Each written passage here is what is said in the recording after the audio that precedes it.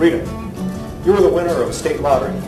You will receive $50,000 a year after taxes for the next 20 years. You would probably, 1, continue your present employment, 2, quit your present job immediately to look for more pleasurable employment, 3, quit your present job immediately, take several months off, and look for an enjoyable job, or 4, retire.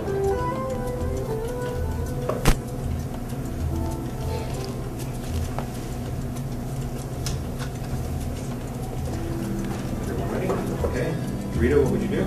I'd do number 1. Number 1, you continue your present employment, you liar.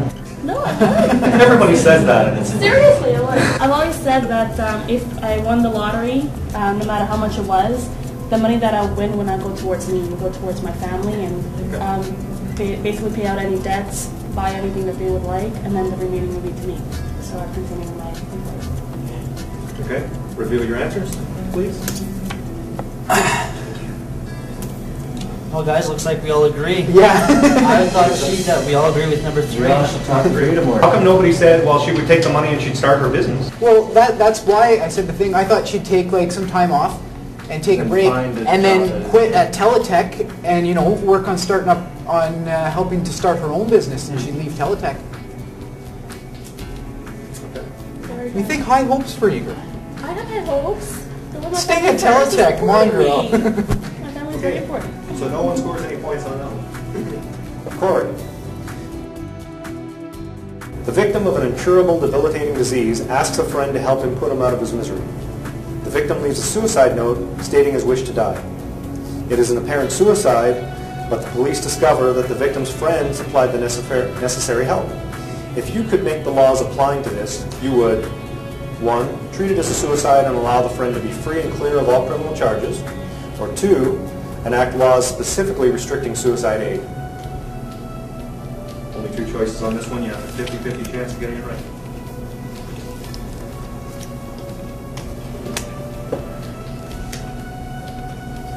All right. Everyone's ready. Corey, what would you do? I don't think there's any problem with suicide aid. I, in fact, agree with it. Okay.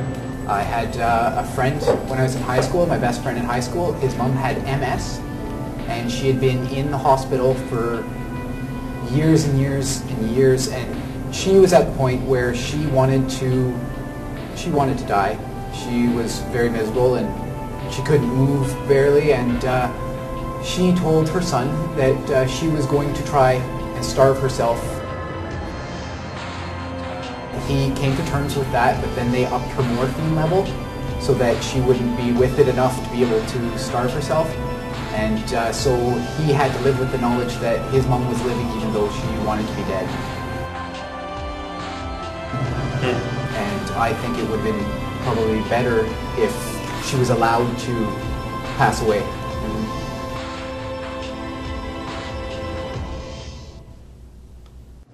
What did you think Corey would say?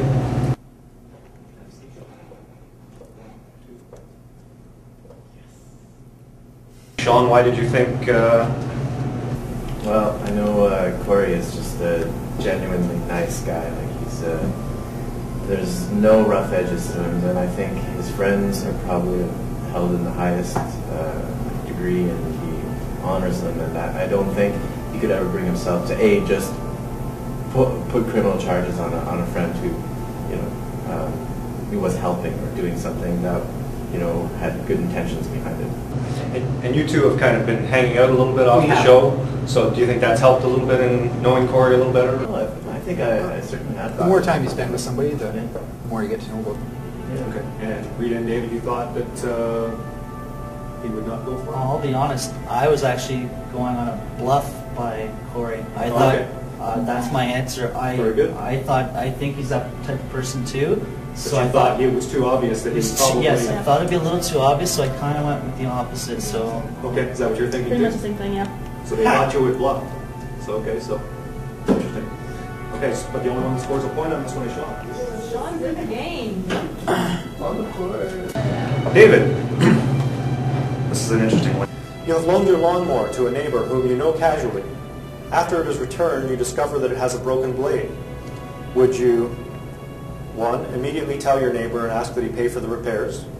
2, casually mention the broken blade to the neighbor a week later? 3, never mention the blade but never loan it to that neighbor again.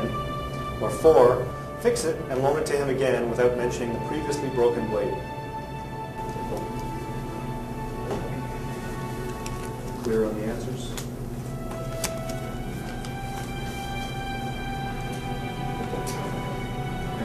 David, what's your answer? 1, 2, 3, or 4? Hopefully you guys like this bluff maybe, but I'm going with number 4. Number 4. Yeah. Fix it and loan it to him again without mentioning it. Yeah. So that is not what you would really That's do. not what I would really do, What would but you really this is do? a competition right now. There's been a trend of honesty here, my man. There was a trend of honesty, but I chose to take an opposite route. Something I would probably never do.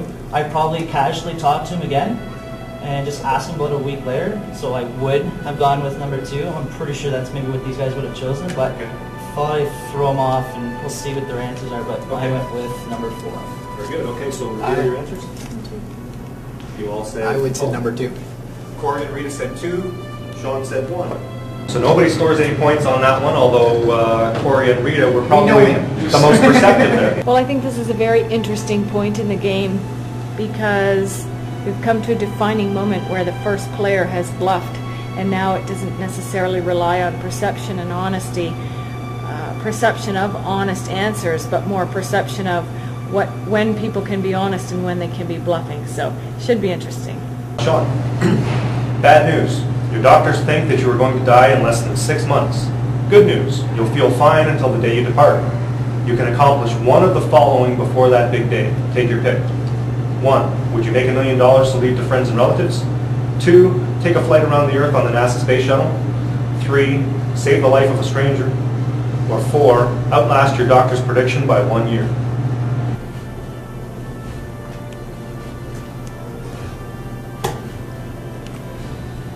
The answer has been made.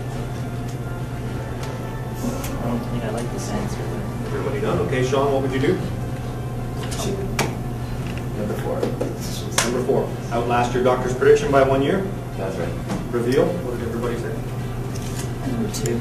Number 4. Corey. We're not. You're not my friend anymore. Would anybody want to make the $1 million to leave to friends and relatives? I would rather spend more time with my friends and relatives than leave them $1 million. Because I think they would value that more than $1 million. So you would do number 4 then? You would get more time. Outlast your doctor's prediction by 1 year? And I said that because karma. You send out positive vibes come back, and Sean always sends out positive vibes, so he's going to get them back, and he's going to live that much longer just because he has such a positive outlook on everything. Would anyone choose to save the life of a stranger? I think I would go with, personally I'll go with option 4, but in regards to saving a life of a stranger, by knowing that I'd be dying soon, to have, and this could be kind of mushy, but in order to have my grandparents fly in from Portugal to here, that'll be saving their lives, because they don't get to see us as much, and to be here when I passed away would be a good thing. Very nice. And I'd have a donor card signed out. Anything and thinking everything, of- they could take it. So that you can hopefully save some lives. eh? Exactly. Okay. Rita, we're back to you for your final question. If you could go back and change an area of your life, which would you likely choose? 1, your education. 2, your career. 3, your upbringing. Or 4, your love life.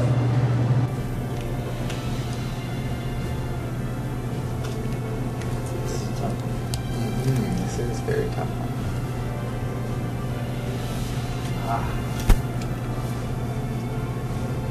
Okay. Rita, what would you choose?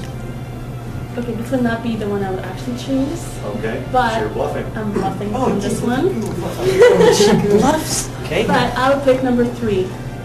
Upbringing. Upbringing. Really? What Yeah. would have been your real answer, though? My real answer I'm sure we must have all gotten it right. would be number 1, Okay, no. Education. the education. What would you have guessed then? We Let's thought review your it would answers. be I'm thinking 4. 4. Did you think 4 too? No. Oh, wow. 1. He thought education. Okay, so only Sean gets a point.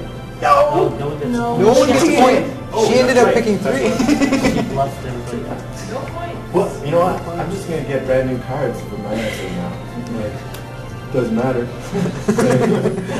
Just don't even guess, you know.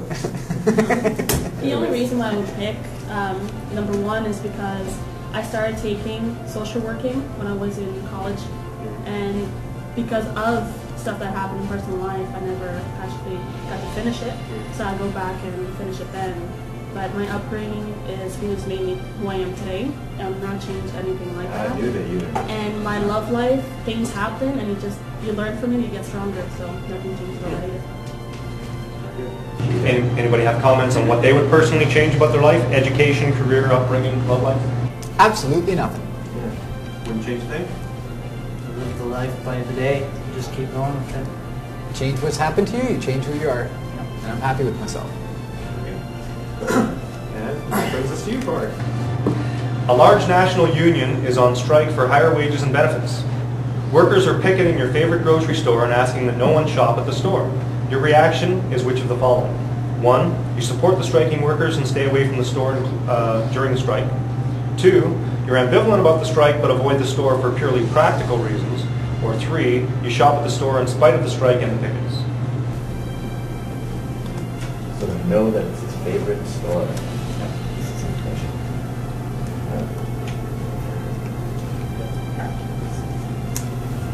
Corey? I don't have that much faith in unions.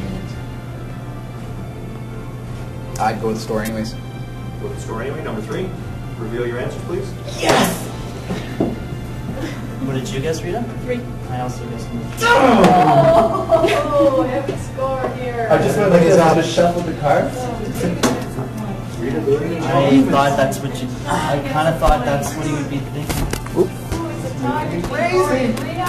So far we've got Corey with 3 points, David with 2 points, Rita with 3 points, and Sean with 2 points. My biggest competitor so far, I think, is Corey.